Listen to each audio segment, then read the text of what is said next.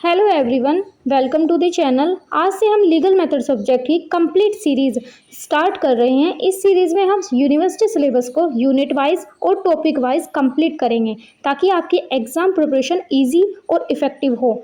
आज के इस पहले लेक्चर में हम इंट्रोडक्शन ऑफ लॉ को डिटेल में समझेंगे। हम जानेंगे लॉ क्या होता है, इसका मीनिंग क्या है और इसे कैसे डिफाइन किया जाता है। इस टॉपिक को हम सिंपल लैंग्वेज और एग्जाम ओरिएंटेड अप्रोच के साथ कवर करेंगे। अगर आप एलएलबी स्टूडेंट्स हैं या यूनिवर्सिटी एग्जाम्स की प्रिपरेशन कर रहे हैं तो इस पूरी सीरीज को जरूर फॉलो करिए। तो चलिए बिना किसी डिले के स्टार्ट करते हैं इंट्रोडक्शन ऑफ लॉ। अगर आप लीगल मेथड को डिटेल में स्टेप बाय स्टेप और एग्जाम ओरिएंटेड तरीके से पढ़ना चाहते हैं तो हमारी legal method online classes join कर सकते हैं। इस कोर्स में आपको complete syllabus coverage, detail topic wise explanation, PDF notes, live interactive classes, 1-to-1 personal guidance और डाउट सपोर्ट मिलेगा। कोर्स फी सिर्फ 699 है। इनरोलमेंट और किसी भी क्वेरी के लिए हमें टेलीग्राम या इंस्टाग्राम पर कांटेक्ट करें और लेटेस्ट क्लासेस अपडेट, नोट्स और इम्पोर्टेंट अनाउंसमेंट के लिए हमारा व्हाट्सएप चैनल ज़रूर फॉलो करें। चलिए अब स्टार्ट करते हैं। ये लीगल मेथड का सिलेबस है जिसमें 4 यूनिट में ये सिलेबस डिवाइडेड है। हम फर्स्ट यूनिट को सबसे पहले हम फर्स्ट यूनिट को कवर करेंगे जिसमें meaning and classification of laws हैं। Second sources of law cover करेंगे। Then basic concept of Indian legal system. Fourth unit है हमारी लीगल राइटिंग एंड रिसर्च। तो सबसे पहले आज हम स्टार्ट करने वाले हैं फर्स्ट यूनिट का एक टॉपिक, इंट्रोडक्शन ऑफ लॉ। आज का हमारा टॉपिक है introduction of law. Let's start. The term law is difficult to define because every society has its civilization, customs, tradition, social values.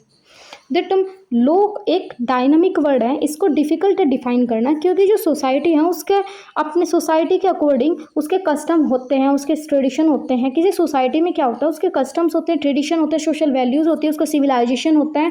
तो ये क्या है कि हर सोसाइटी के प्रोस्पेक्टिव से लॉ डिफरेंट होता है। ठीक है, उनके कस्टम या ट्रेडिशन या सोशल वैल्यूज़ पर डिपेंड करता है कि उनके लिए वो लॉ होगा या फिर नहीं होगा। तो चलिए पहले हम बात करते हैं कि सिविलाइजेशन, कस्टम और ट्रेडिशन और सोशल वैल्यूज़ क्या हैं और ये लॉ से ये सोसाइटी टू सोसाइटी कैसे चेंज करती हैं लॉ को। तो चलिए डिस्कस करते हैं। चलिए पहले बात करते हैं difference between society and civilization. Society क्या होती है और सिविलाइजेशन क्या होता है, इन दोनों में क्या डिफरेंस है। सोसाइटी का मतलब होता है जब भी कुछ लोग एक साथ मिलकर एक ग्रुप में रहते हैं उसे हम सोसाइटी बोलते हैं। सोसाइटी का मतलब मीन्स जब कुछ लोग मिलकर आपस में रहते हैं तो उनको हम बोलेंगे कि वो एक सोसाइटी में रहते हैं। ठीक है, ये मीन्स ग्रुप ऑफ पीपल को हम सोसाइटी बोलते हैं। अब इसमें क्या है कि वो डेवलप्ड भी हो सकती है वो सोसाइटी और नहीं भी हो सकती, इससे कोई फर्क नहीं पड़ता। चलिए अब एग्जाम्पल से बात करते हैं कि सोसाइटी कैसी होती है। जैसे कि सेंटिलीज ट्राइब जो अंडमान आइलैंड पर हैं, ये लोग एक छोटे से आइलैंड पर कबीले मीन्स ट्राइब में रहते हैं और उनके पास ना कोई मोबाइल है, ना रोड्स हैं, ना पक्के घर हैं और ना ही कोई रिटन लॉ है उनके पास। तो वो आज भी तीर कमान मीन्स धनुष और तीर से हंटिंग करते हैं, लेकिन उनका आपस में एक ग्रुप है, इसलिए वो एक सोसाइटी है। ठीक है, तो यानी कि सेंटिलीज ट्राइब ये क्या है, एक सोसाइटी में रहते हैं तो इसको हम सोसाइटी बोलते हैं। ठीक है, मीन्स जहाँ पे ग्रुप ऑफ पीपल्स रहते हो तो उनको हम बोलेंगे सोसाइटी। चलिए दूसरे एग्जांपल की बात करते हैं, जैसे नोमैडिक हर्डर्स, जैसे बंजारे या घुमंटू लोग जिनको बोलते हैं। ये लोग एक जगह घर बनाकर नहीं रहते, ये अपने जानवरों के साथ एक जगह से दूसरी जगह घूमते रहते हैं। उनका कोई बड़ा शहर या इंजीनियरिंग मीन्स उनका कोई खुद का घर नहीं है, पर उनका आपस में एक भाईचारा मीन्स एक ग्रुप होता है, इसलिए इनको भी क्या बोला जाता है, सोसाइटी। तो अब समझ में आया कि मीन्स जहाँ पे ग्रुप ऑफ पीपल रहते हैं उनको हम सोसाइटी बोलते हैं, चाहे वो डेवलप हो या ना हो। अब बात करते हैं सिविलाइजेशन क्या होती है।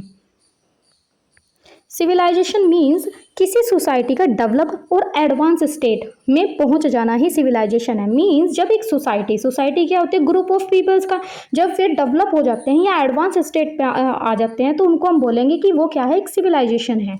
इसमें सोसाइटी का डेवलपमेंट होना कंपलसरी है। ये एक अनडेवलप्ड या फिर बैकवर्ड ग्रुप को हम सिविलाइजेशन नहीं कह सकते। अब इसके एग्जाम्पल की बात करें तो जैसे इंडस वैली सिविलाइजेशन, जो सिंधु घाटी सभ्यता भी जिसको बोलते हैं, 5000 साल पहले इंडिया में लोग गुफाओं में से निकलकर प्रॉपर शहरों में रहने लगे थे उस टाइम पर, और उनके पास पक्की ईंटों के 2 मंजिला घर थे। ठीक है, और नालियों ड्रेनेज का प्रॉपर सिस्टम था। ट्रेड करने के लिए उनके उनके पास अपनी स्क्रिप्ट दैट मीन्स राइटिंग थी। नाप तोल के लिए वेट्स थे उनके पास। ये बहुत एक एडवांस स्टेट थी, इसलिए इसको सिविलाइजेशन कहते हैं। मीन्स सोसाइटी का डेवलप होना तब सिविलाइजेशन कहा जाएगा।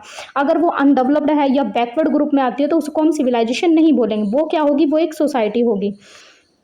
चलिए अब बात करते हैं दूसरे एग्जाम्पल की, जैसे कि हमारा आज का टाइम मॉडर्न डिजिटल वर्ल्ड। आज हम जिस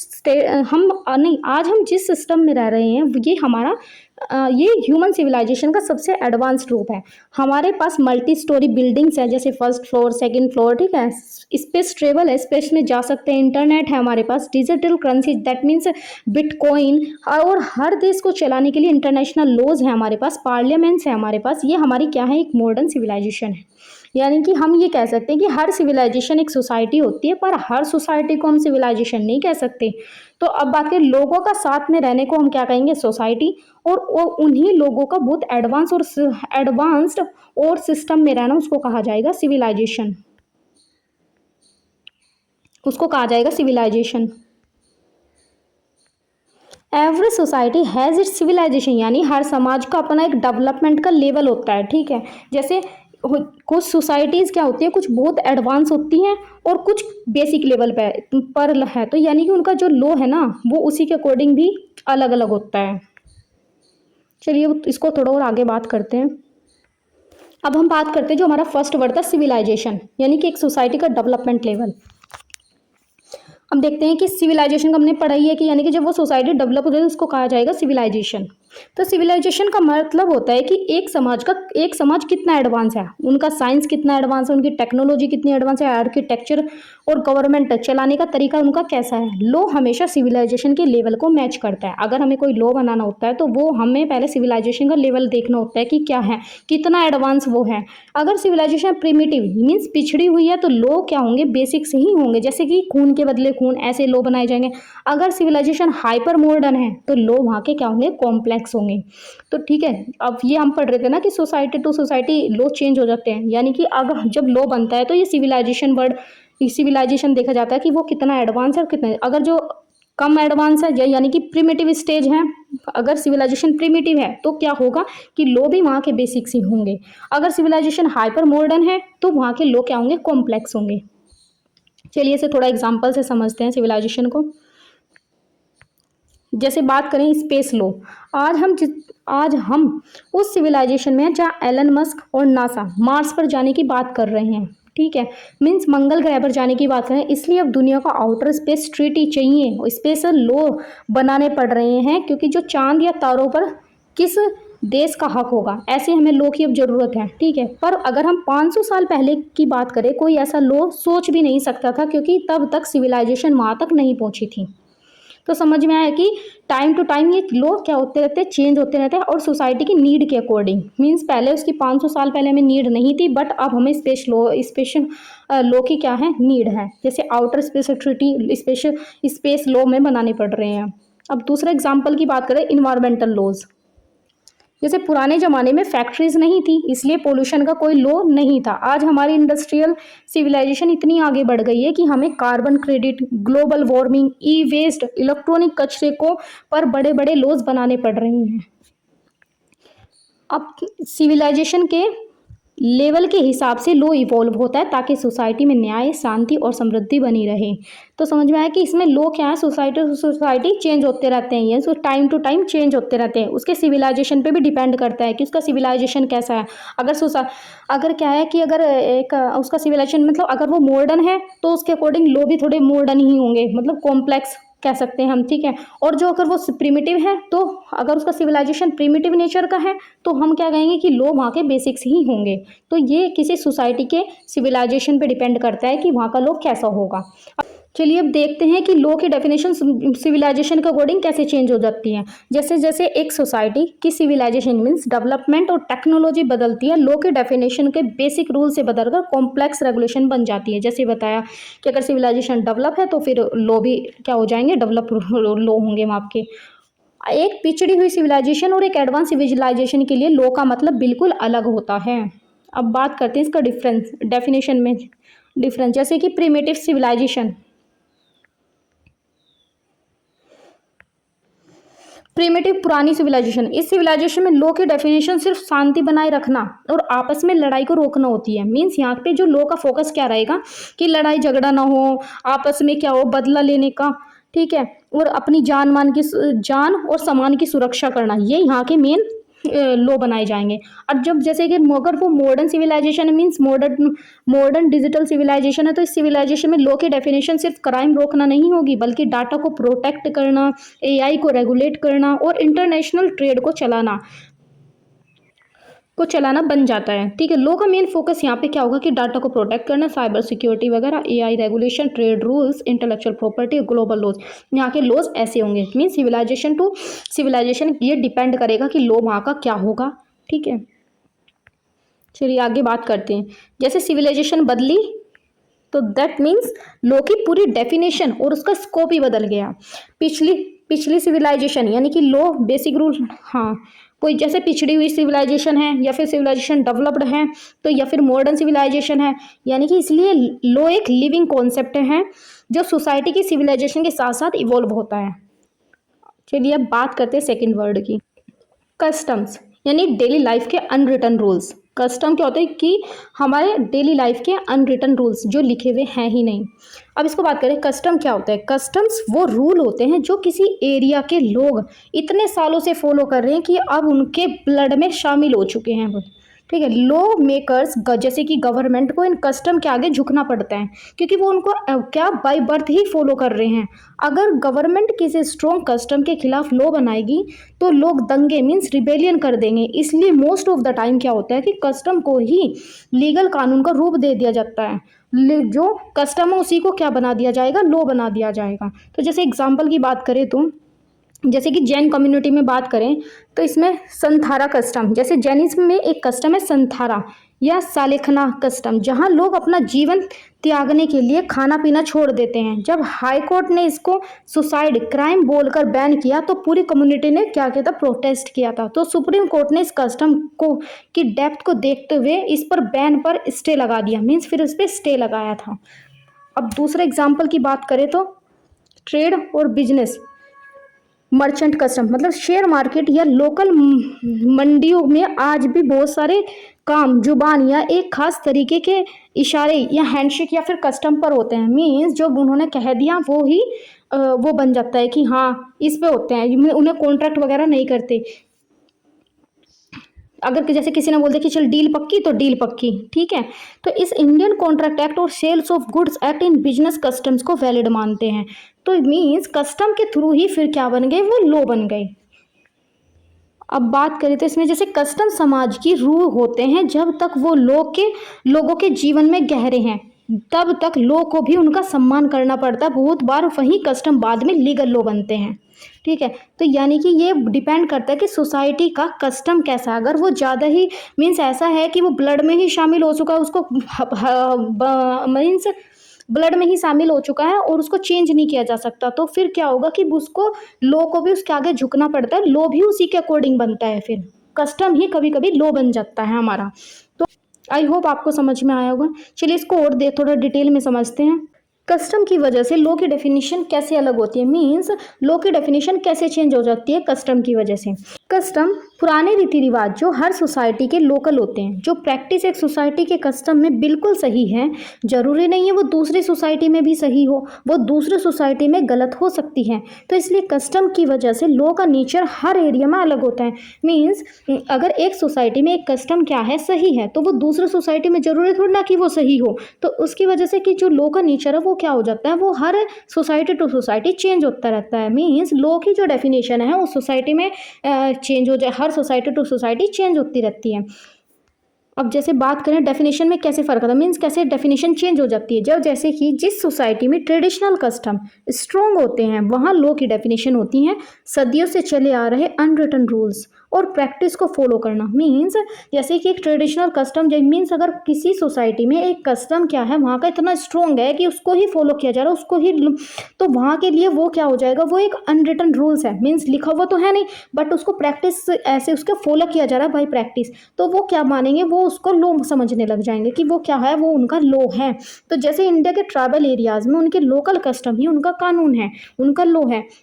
बट जहाँ मॉडर्न कोडिफाइड लॉ सिस्टम होता है जैसे कि हमारा, वहाँ हम क्या समझते हैं कि लॉ की डेफिनेशन क्या होगी, लॉ सिर्फ उनके लिए वही होगा जो पार्लियामेंट ने पास कर दिया, वो लॉ बन जाएगा। बट जहाँ पे ट्रेडिशनल कस्टम स्ट्रॉन्ग है, वहाँ पे उनका वो जो अनरिटन रूल्स हैं जिसको वो प्रैक्टिस कर रहे हैं, वो उनके लिए लॉ होगा। बट जो जो क्या है, जैसे मॉडर्न कोडिफाइड सिस्टम में क्या होगा कि वहाँ का लॉ की डेफिनेशन वो होगी जो पार्लियामेंट ने पास कर दी, गवर्नमेंट ने पास कर दी, वो क्या हो जाएगी, उनके लिए लॉ हो जाएगी। चलिए इसको आगे बात करते हैं। जैसे कस्टम की वजह से एक जगह जो चीज़ क्या बिल्कुल लीगल है, जरूरी नहीं वो दूसरी जगह भी क्या हो, लीगल हो, वो दूसरी जगह इलीगल हो सकती है। तो दैट मीन्स कस्टम की वजह से लॉ की डेफिनेशन में क्या चेंज आता है, मीन्स अगर कोई कस्टम है कहीं पे इतना स्ट्रोंग है तो उनके लिए वो लॉ है, और जरूरी नहीं है दूसरे सोसाइटी में वो कस्टम क्या वो सही मान रहे हो, उसको फॉलो कर रहे हो, तो वो क्या होगा उनके लिए, तो वो इलीगल है, वो उनके लिए लॉ नहीं है। That means society to society वो क्या होता रहता है, लॉ की डेफिनेशन चेंज होती रहती है उनके कस्टम के अकॉर्डिंग। चलिए अब बात करते हैं, जो थर्ड वर्ड था ट्रेडिशन। ट्रेडिशन क्या होता है, हमारी जो हिस्ट्री और एंसेस्टर की लिगेसी। मीन्स ट्रेडिशन का जो रिलेशन होता है वो हमारे पास्ट इतिहास से होता है। ये वो बिलीव्स हैं, ये वो बिलीव्स और सिस्टम है जो हमारे जो दादाजी थे या उनके दादाजी या उनके भी जो पूर्वज जो थे वो चले आ रहे थे। वो ट्रेडिशन किसी देश की आइडेंटिटी होते हैं, ठीक है।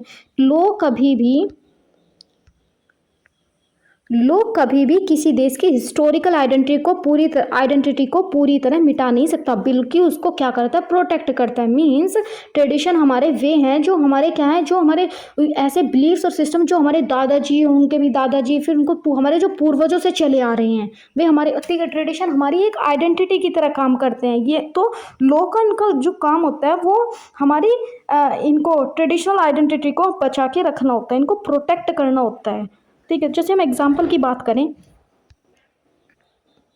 ट्राइबल प्रोटेक्शन इन इंडिया, तो इंडिया के कॉन्स्टिट्यूशन में 5th और 6th शेड्यूल जो है उसमें ये बताया गया है कि ये लॉ इसलिए बनाया गया है ताकि नॉर्थ ईस्ट जैसे नागालैंड और मिजोरम के जो ट्राइबल लोग हैं, लोगों के सदियों पुराने ट्रेडिशन और उनकी ज़मीनें और उनके अपने नियम कायदे सेफ रहें, ठीक है। 5th शेड्यूल 6th शेड्यूल, वहाँ general Indian laws directly applies नहीं होते। तो ठीक है, ये हमारे ट्रेडिशन को बचाने के लिए क्या किए जाते हैं, प्रोटेक्ट करने के लिए लॉ बनाए जाते हैं।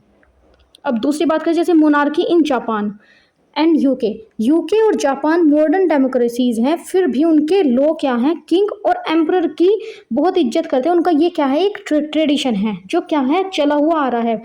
अगर वो चाहे तो उन्हें हटा सकते हैं, पर उनका लॉ क्या है, इस ट्रेडिशन को जिंदा रखता है, प्रोटेक्ट करता है। तो चलिए बात करते हैं कि ट्रेडिशन की वजह से लॉ की डेफिनेशन कैसे चेंज हो जाती है, ठीक है। अब बात करें, जैसे ट्रेडिशन का मतलब होता है एक देश की ऐसी हिस्ट्री या उनके पूर्वजों की लीगेसी। हर देश का अपना हिस्टोरिकल बैकग्राउंड रहा होता है, इसलिए उनका कानून का ध्यान भी उन्हीं ट्रेडिशन को बचा कर रखना होता है। मीन्स लॉ ही इसी वजह से बनाया जाएगा ताकि क्या कहा जाए, उनके ट्रेडिशन को बचाया जा सके। अब जैसे डेफिनेशन में कैसे फ़र्क आ जाता है, जैसे हम बात करें इंग्लैंड यूके में, जैसे देश में उनके सदियों पुराने ट्रेडिशन इतने अहमियत रखते हैं कि वहाँ लॉ का मतलब क्या है कि जज के पुराने डिसीजन, प्रेसिडेंट और देश के अनरिटन कन्वेंशन, उनके लिए बिना लिखा हुआ ट्रेडिशन भी उतना ही बड़ा कानून है।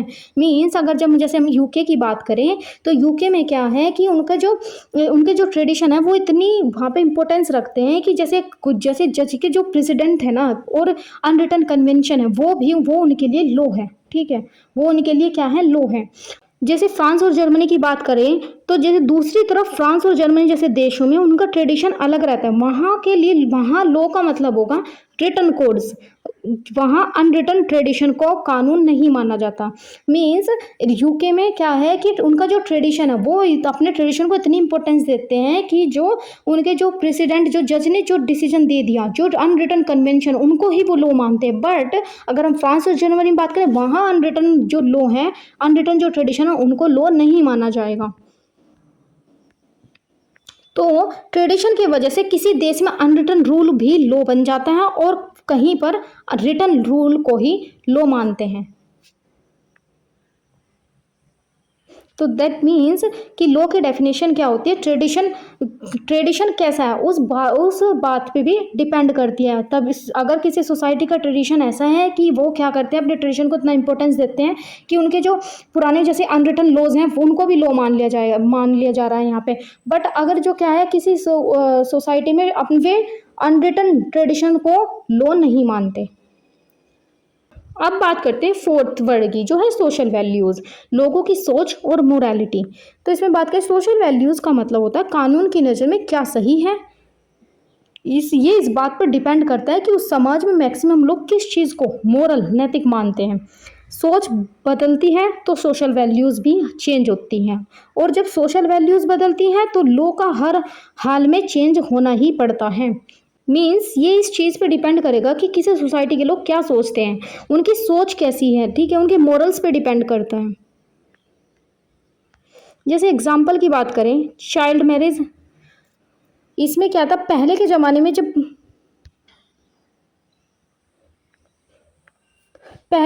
में बचपन में शादी कर देना एक आम बात थी और समाज इसे गलत नहीं मानता था। लेकिन जैसे जैसे लोगों के में अवेयरनेस बदली, उनकी सोच बदली, तो क्या हुआ, और बच्चों की एजुकेशन और हेल्थ को लेकर सोशल वैल्यू बढ़ी, तो इस सोच को गलत माना जाने लगा। तो इसी बदलती सोच की वजह से गवर्नमेंट ने prohibition of child marriage act बनाया, जिसने बाल विवाह को पूरी तरह से एक बड़ा कानूनी क्राइम बना दिया।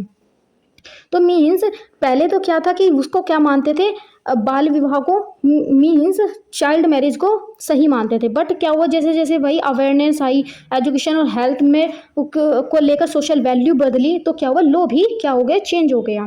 अब दूसरे एग्जाम्पल की बात करें, कुछ साल पहले तक एक बार 3 बार तलाक बोलकर रिश्ता खत्म करने एक नॉर्मल प्रैक्टिस मानी जाती थी। पर मॉडर्न समाज में जेंडर जस्टिस, महिलाओं के सम्मान, डिग्निटी और उनके बराबरी के हक में सोशल वैल्यू सबसे ऊपर आ गई। तो जब लोगों ने इसे महिलाओं के खिलाफ माना, तो सुप्रीम कोर्ट ने इस पर बैन लगाया और पार्लियामेंट ने कानून बनाकर इंस्टेंट ट्रिपल तलाक को पनिशेबल ऑफेंस, सजाए मौत, जेल वाला क्राइम बना दिया। दैट मीन्स कि क्या हुआ, जब सोसाइटी की थॉट्स, मोरल्स चेंज हुए, सोशल वैल्यू चेंज हुई, तो लॉ भी क्या हुआ, लॉ की डेफिनेशन भी चेंज हो गई। तो सोशल वैल्यू बदलती है, लॉ को भी बदलना पड़ता है ताकि समाज में न्याय, समानता और मोरालिटी बनी रहे। चलिए बात करते हैं सोशल वैल्यू की वजह से लॉ की डेफिनेशन कैसे अलग होती है, कैसे चेंज होती है। ठीक है, जैसे सोशल वैल्यूज़ का मतलब होता है लोगों की नैतिकता, मोरल्स और उनकी सोच। लोग किसी चीज़ को गलत मानते हैं और किसी चीज़ को सही, इस पर कानून बनता है कि अगर लोग क्या सोच रहे हैं। ठीक है, क्योंकि हर सोसाइटी की सोच अलग होती है, इसलिए लॉ की डेफिनेशन भी चेंज होती है सोसाइटी टू सोसाइटी। अब डेफिनेशन में डिफरेंस देखते हैं कैसे आता है। जैसे अल्ट्रा रिलीजियस सोसाइटी, जैसे मिडल ईस्ट है, में सोशल वैल्यू क्या है कि रिलीजन पर टिकी है। ठीक है, इसलिए वहाँ लॉ की डेफिनेशन होती है कि गॉड या रिलीजन के बनाए नियम और जिनको मानना हर इंसान का फ़र्ज़ है। मीन्स उनके अकॉर्डिंग जो लॉ है वो क्या है कि गॉड ने, भगवान ने क्या है, उनके लिए गॉड ने क्या बनाए हैं, रूल्स बनाए हैं, जिनको मानना ही उसका इंसान का फ़र्ज़ है। अब दूसरी बात करें तो यहाँ पे एक लिबरल और सेकुलर सोसाइटी है, जिसमें यूरोप और कनाडा में सोशल वैल्यू इंडिविजुअल की फ्रीडम है। यहाँ पे सोशल वैल्यूज़ ही क्या है कि इंडिविजुअल की फ्रीडम है, इसलिए वहाँ की लॉ की डेफिनेशन भी क्या हो जाएगी, इंसान की पर्सनल लिबर्टी और राइट्स को प्रोटेक्ट करना ही वहाँ का लॉ होगा। ठीक है, यहाँ लॉ क्या होगा कि गॉड के थ्रू ये बनाए गए हैं लॉ और इनको मानना कंपलसरी है। बट यहाँ पे क्या लॉ की डेफिनेशन क्या होगी कि इंसान की जो पर्सनल राइट है, पर्सनल लिबर्टी है, उसको प्रोटेक्ट करना। अब अगर यहाँ पे देखें तो रिजल्ट क्या निकल के आता है कि एक जगह लॉ का मकसद रिलीजन को बचाना है और दूसरी जगह क्या है, इंसान की आज़ादी को बचाना है। दैट मीन्स लॉ का चेंज क्या हो रहा है कि उनके सोशल वैल्यूज़ की वजह से लॉ में चेंज हो रहा है, लॉ की डेफिनेशन चेंज हो रही है, सोसाइटी टू सोसाइटी लॉ की डेफिनेशन अलग है। जैसे कि हम पढ़ रहे थे कि जो the term law is difficult to define because every society has its civilization, custom, tradition and social value. Law की डेफिनेशन, लॉ को डिफाइन करना मुश्किल है क्योंकि जो सोसाइटी है और सोसाइटी के जो सिविलाइजेशन है, उनका कस्टम है, ट्रेडिशन है और सोशल वैल्यूज़ है, उसके अकॉर्डिंग लॉ की डेफिनेशन चेंज होती रहती है। किसी सोसाइटी के लिए वो लॉ है और किसी सोसाइटी के लिए वो लॉ नहीं है। चलिए अब आगे बात करें। Therefore this concept and nature of law differ from one society to another. इसलिए जो कॉन्सेप्ट एंड नेचर है लॉ का वो क्या होता रहता है, चेंज होता रहता है सोसाइटी टू सोसाइटी। आज चलिए बात करते हैं कॉन्सेप्ट ऑफ लॉ और नेचर ऑफ लॉ को थोड़ा देख लेते हैं ये क्या होता है। Concept versus nature. कॉन्सेप्ट का मीनिंग देखते हैं। कॉन्सेप्ट का सीधा मतलब होता है किसी चीज़ का बेसिक आइडिया, डेफिनेशन या फिर स्ट्रक्चर। मीन्स उसका गोल क्या है, डेफिनेशन मतलब उसका मीनिंग, और या फिर उसकी डेफिनेशन क्या है। स्ट्रक्चर का मतलब है कि वो कैसे कि उसके अंदर वो कैसा पूरा स्ट्रक्चर्ड है वो, ठीक है। अब जैसे बात करें, जब आप किसी से पूछते हैं कि भाई ये चीज़ क्या है और इसे कैसे, ये किस लिए बनी है, तो आप उसके कॉन्सेप्ट की बात कर रहे होते हैं। तो एग्जाम्पल की बात करें, जैसे स्कूल का कॉन्सेप्ट क्या है, तो इसमें हम बात करेंगे कि जैसे स्कूल का कॉन्सेप्ट है कि एक ऐसी बिल्डिंग है जहाँ वो टीचर बच्चों को पढ़ाते हैं और बच्चों को ज्ञान देते हैं, नॉलेज देते हैं। तो ये उसका क्या है, बेसिक आइडिया है। तो यहाँ पे जैसे हमने बात की थी कि बेसिक आइडिया तो क्या है कि वहाँ पे नॉलेज देना बच्चों को। डेफिनेशन की बात करें तो वो क्या है, एक बिल्डिंग है जहाँ पे टीचर्स और बच्चों को पढ़ाया जाता है। और स्ट्रक्चर की बात करें तो वो क्या है, एक ऐसा स्ट्रक्चर जैसे बिल्डिंग है जहाँ पे बच्चे, टीचर्स और बच्चे रहते हैं और उनको वहाँ पे नॉलेज मिलती है। ये सारा उसका क्या है, ये एक स्ट्रक्चर है। चलिए बात करते हैं अब इसके मीनिंग की। नेचर का मतलब होता है किसी चीज़ का बिहेवियर कैसा है, उसका कैरेक्टर कैसा है, क्वालिटी कैसी है, उसके फीचर्स क्या हैं।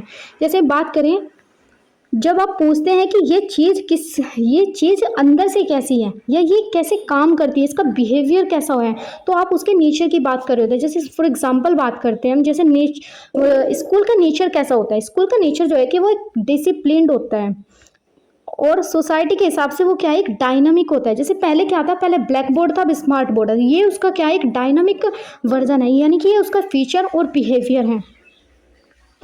चलिए अब इस टर्म्स को समझते हैं। कॉन्सेप्ट ऑफ लॉ क्या है एंड नेचर ऑफ लॉ क्या है। Concept of law and nature of law में डिफरेंस का मतलब समझते हैं। Concept of law means set of rules है। लॉ क्या है, लॉ का कॉन्सेप्ट पढ़े तो लॉ क्या है, एक सेट ऑफ रूल्स है। लॉ कुछ रूल्स और रेगुलेशन का एक ऐसा ग्रुप है जिसे कंट्री की गवर्नमेंट या पार्लियामेंट बनाती है। मीन्स ऐसे रूल्स, रेगुलेशन या फिर प्रिंसिपल्स जो का एक ऐसा ग्रुप है जो गवर्नमेंट या फिर पार्लियामेंट बनाती है, ठीक है। दूसरी बात करें तो कंपलसरी फॉर एवरीवन। ये क्या है, ये रूल सभी सिटीजन्स पर बराबर अप्लाई होते हैं। अब आप ये नहीं कह सकते कि मैं इस रूल को नहीं मानूंगा। It means compulsory for everyone, backed by punishment. अगर आप लॉ तोड़ेंगे तो कोर्ट या फिर पुलिस आप पर एक्शन लेगी, मीन्स फाइन लगाएगी या फिर जेल भेजेगी। बिना पनिशमेंट के, डर के बिना कोई भी रूल लॉ नहीं बन सकता, ठीक है। मेन पर्पस क्या है, इसका मेन गोल होता है कि सोसाइटी में पीस बनी रहे, ऑर्डर मेंटेन रखना, ताकि कोई किसी के साथ गलत ना कर सके, ठीक है। राइट्स और ड्यूटीज प्रोटेक्ट करना। अब बात करते हैं नेचर ऑफ लॉ क्या है। नेचर का मतलब होता है कि लॉ कैसे काम करता है, उसके फीचर्स क्या हैं। लॉ का नेचर फिक्स नहीं होता बल्कि वो इसके कुछ मेन कैरेक्टर्स होते हैं। जैसे लॉ क्या है, लॉ कोई फिक्स थोड़ा ना, वो तो डायनामिक है, सोसाइटी टू सोसाइटी चेंज होता रहता है। मीन्स वक्त के साथ बदलने वाला डायनामिक नेचर है। लॉ का नेचर बिल्कुल रिजिड, पत्थर की लकीर जैसा नहीं होता। ये जैसे जैसे हमारी सोसाइटी चेंज होती रहती है, लॉ का नेचर भी ऐसे ऐसे चेंज होता रहता है। दोस्तों different for every society. Law क्या है, लॉ का नेचर हर देश या फिर कल्चर या फिर सिचुएशन पर डिपेंड करता है। जो लॉ इंडिया के लिए सही है जरूरी नहीं वो यूएसए के लिए भी सही हो। Instrument of social justice. Law का नेचर सिर्फ लोगों को पनिश करना नहीं है बल्कि उन्हें इंसाफ, मीन्स जस्टिस देना और समाज में अच्छी सोशल चेंज लाना है। तो ये इसका नेचर है। और ये अभी हमने इसका क्या पढ़ा, कॉन्सेप्ट में हमें एक तरह से उसका बेसिक आइडिया क्या है, उसकी डेफिनेशन क्या है और उसका स्ट्रक्चर क्या है ये देखते हैं। और नेचर ऑफ लॉ में हम उसका क्या देखेंगे कि उसका बिहेवियर क्या है, उसके कैरेक्टर्स क्या हैं, उसके फीचर्स क्या हैं, ये सब हम नेचर ऑफ लॉ में देखते हैं। चलिए कुछ एग्जाम्पल की बात करते हैं। जैसे concept and nature of law के कुछ एग्जाम्पल्स देखते हैं। जैसे बात करें फर्स्ट एग्जाम्पल ड्राइविंग लाइसेंस का सिस्टम। जैसे गवर्नमेंट का रिटन रूल है कि बिना ड्राइविंग लाइसेंस के कोई भी गाड़ी नहीं चला सकता। अगर आप बिना लाइसेंस के घूमेंगे तो पुलिस आपको पकड़ेगी और उस पर आप पर फाइन लगाएगी, ठीक है, हैवी फाइन लगाए, जो कि क्या है, एक पनिशमेंट है। ये इसका क्या बना, एक बेसिक स्ट्रक्चर बना। मीन्स लॉ है ड्राइविंग लाइसेंस पे और उसका फिर उसके पीछे एक पनिशमेंट है। ये सारा उसका क्या बन गया, एक स्ट्रक्चर बनेगा। That means concept of law है। अब नेचर ऑफ लॉ कैसे बनेगा, पहले के ज़माने में जो फिजिकल लाइसेंस रसीद पर बनता था, ठीक है, और आरटीओ के चक्कर काटने पड़ते थे। पर अब क्या हुआ, बदलते समय के साथ कानून ने खुद को अपडेट किया और डिजी लॉकर या फिर एम परिवहन ऐप या फिर डिजिटल लाइसेंस दिखाना भी क्या हो गया, लीगली वैलिड हो गया। तो कानून का ये जो वक्त के साथ फ्लेक्सिबल होना, ये क्या है, उसका नेचर है। ठीक है, मीन्स क्या हो गया, लॉ क्या हो गया, फिर चेंज हो गया, डायनामिक है। ठीक है, तो सोसाइटी टाइम टू टाइम क्या हो रहा है, ये फ्लेक्सिबल नेचर है उसका, ये क्या है, रिजिड नेचर का नहीं है। तो ये इसका नेचर है। अगर दूसरे एग्जांपल की बात करें, जैसे financial crimes and money transfer, जैसे कॉन्सेप्ट ऑफ लॉ में बात करें, कानून का नियम है कि किसी के साथ पैसे धोखाधड़ी यानी मीन्स चीटिंग का करना आईपीसी या फिर बीएनएस के तहत क्या है, एक पनिशेबल क्राइम है जिसमें सीधा जेल होती है। तो ये इसका क्या है, ये इसका ऑर्डर मेंटेन करने का तरीका है। ठीक है, ये क्या है, एक लॉ है, लॉ का स्ट्रक्चर है। अब पहले चीटिंग सिर्फ क्या कैश या चेक पर होती थी, पर जब से ये पेटीएम, यूपीआई, नेट बैंकिंग आई, तब से ऑनलाइन साइबर फ्रॉड बढ़ गए। इस बदलाव की वजह से फिर क्या हुआ, चेक लॉ भी चेंज हो गया, लॉ भी को भी चेंज होना पड़ा। जैसे इंफॉर्मेशन टेक्नोलॉजी लॉ आ गए, बनाए गए, डिजिटल ट्रांजैक्शन फ्रॉड को भी शामिल किया गया, क्राइम बदला तो कानून मीन्स लॉ भी चेंज हुआ। ये इसका क्या है, नेचर है। अब तीसरे एग्जाम्पल की बात करें, property and land records, concept of law, property and land records, concept of law में बात करें तो अगर आप कोई जमीन या घर खरीदते हैं तो आपको गवर्नमेंट के रजिस्टर में रजिस्ट्री करवानी पड़ती है और स्टैंप ड्यूटी भरनी पड़ती है, तभी आप उसके लीगल ओनर माने जाएं। ये इसका फिक्स्ड एडमिनिस्ट्रेटिव रूल है। ठीक है, अब बात करें तो इसका नेचर ऑफ लॉ क्या होगा। इसमें पहले सारे रिकॉर्ड्स क्या थे, मोटे मोटे कागज के रजिस्टर में लिखे जाते थे, जहाँ क्या हो सकता था, वे चेंज हो सकते थे। ठीक है, हेरा फेरी आसान थी। बट आज के मॉडर्न समय में गवर्नमेंट के ने जमीन के जो रिकॉर्ड्स हैं वो ब्लॉकचेन टेक्नोलॉजी और ऑनलाइन पोर्टल्स पर चढ़ाना स्टार्ट कर दिया है और ड्रोन्स से जमीन के नक्शे मैप बनाती है। टेक्नोलॉजी के साथ कानून का बदलना उसका नेचर को दिखाता है। ठीक है, अब फोर्थ एग्जांपल की बात करें, जैसे मैरिज लॉ। इसमें क्या है, मैरिज लॉ। ठीक है, जैसे मैरिज कॉन्सेप्ट ऑफ लॉ क्या होगा इसमें, तो मैरिज एक्ट का बेसिक रूल ये है कि एक लीगल शादी के लिए लड़का और लड़की दोनों की उम्र वैलिड होनी चाहिए और उनकी मैरिज रजिस्ट्रेशन कंपलसरी होना चाहिए ताकि उनके फैमिली राइट्स सेफ रहें। ये इसका राइट्स प्रोटेक्ट करने का क्या है, कॉन्सेप्ट है। ठीक है, फिर नेचर ऑफ लॉ की बात करें, पुराने समय में कोर्ट सिर्फ उन्हीं कपल्स को लीगल प्रोटेक्शन देता था जिनकी शादी ट्रेडिशनल तरीके से हुई है। पर आज के मॉडर्न समाज में मतलब क्या हुआ कि बदलती सोच को देखते हुए कोर्ट ने लिव इन रिलेशनशिप में रहने वाले कपल्स और उनके बच्चों को भी लीगल राइट्स देना क्या कर दिया, स्टार्ट कर दिया। तो सामाजिक सोच के साथ साथ क्या हुआ, सोसाइटी चेंज हुई, तो दैट मीन्स लॉ का नेचर भी चेंज हो गया। फिर फिफ्थ एग्जांपल देखते हैं, इन्वायरमेंटल सेफ्टी। इसमें कॉन्सेप्ट ऑफ लॉ क्या है, नेचर ऑफ लॉ क्या है। जैसे हमारा जो लॉ है, जैसे हमारी कंट्री का जो लॉ है वो बोलता है कि कोई भी फैक्ट्री हो या कोई भी इंसान जो हमारे रिवर्स है उनको गंदा नहीं करेगा, यानी मीन्स जहरीला धुआं नहीं छोड़ेगा। ऐसा करने पर अगर फैक्ट्री क्या हो सकती है, सील हो सकती है। ठीक है, फिर सील कर दिया जाएगा या उनके ऊपर हैवी पेनल्टी लगाई जाएगी, हैवी पेनल्टी लगा जाएगी। ये क्या है, एक कमांड और पनिशमेंट वाला ढंग है। दैट मीन क्या है, एक ये लॉ है, लॉ का कॉन्सेप्ट है, उसकी डेफिनेशन है या फिर उसका स्ट्रक्चर हम कह सकते हैं। ठीक है, उसके बारे में बताएगा। फिर नेचर ऑफ लॉ की बात करें, पहले सिर्फ जो धुआं और पानी के जो पोल्यूशन पर रूल्स थे, पर जब इलेक्ट्रॉनिक टाइम्स आए, जैसे मोबाइल लैपटॉप बढ़े, तो देश में ई वेस्ट, इलेक्ट्रॉनिक कचरा क्या है, एक नई प्रॉब्लम बन गई। तो कानून ने तुरंत अपना रूप बदला और ई वेस्ट मैनेजमेंट रूल्स लेकर आई। नई समस्या आने पर मीन्स नई प्रॉब्लम आई तो नए रूल्स को क्रिएट किया गया। डायनामिक नेचर, दैट ये शो करता है कि हमारे लॉ का क्या है, एक डायनामिक नेचर का है। तो चलिए अब हम अपने इंट्रोडक्शन ऑफ लॉ की फर्स्ट पॉइंट को इसको समझते हैं कि the term law is difficult है to define because every society has its civilization, custom, tradition and social values. Law को डिफाइन करना डिफिकल्ट है क्योंकि हर सोसाइटी के अपने सिविलाइजेशन, अपना कस्टम है, ट्रेडिशन और सोशल वैल्यूज हैं जो सोसाइटी टू सोसाइटी चेंज होती रहती हैं। इसलिए क्या है, ये concept and nature of law, इसी वजह से concept of law and nature of law भी डिफर, अलग अलग होता है सोसाइटी टू सोसाइटी। आज के लेक्चर में हमने इंट्रोडक्शन ऑफ लॉ को डिटेल में समझा। आई होप आपको समझ में आया होगा। अगर आप लीगल मेथड को कंप्लीट सिलेबस के साथ detail topic wise explanation, PDF notes, live interactive classes, 1-to-1 personal guidance और डाउट्स सपोर्ट के साथ पढ़ना चाहते हैं तो हमारी legal method online classes join कर सकते हैं। इनरोलमेंट के लिए हमें टेलीग्राम या फिर इंस्टाग्राम पर कॉन्टैक्ट करें और लेटेस्ट क्लासेस अपडेट्स के लिए हमारा व्हाट्सअप चैनल जरूर जो फॉलो करें। अगर इस लेक्चर से रिलेटेड आपको कोई भी डाउट हो तो कमेंट सेक्शन में ज़रूर पूछिए। वीडियो को लाइक करें, अपने फ्रेंड्स के साथ शेयर करें और हमारे चैनल को सब्सक्राइब करना ना भूलें। मिलते हैं नेक्स्ट वीडियो में। Thank you.